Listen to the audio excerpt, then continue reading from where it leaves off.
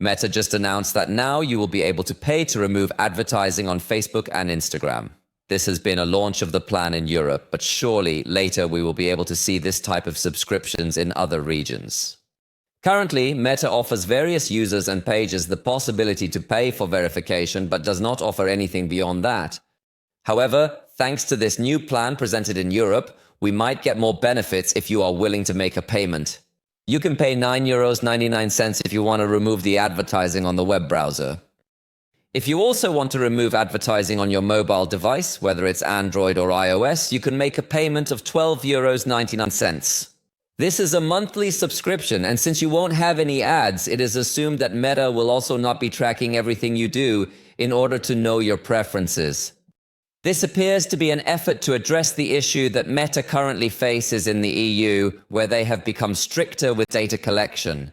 To sustain their business, they launched this option for users to be the ones at present. Your turn now.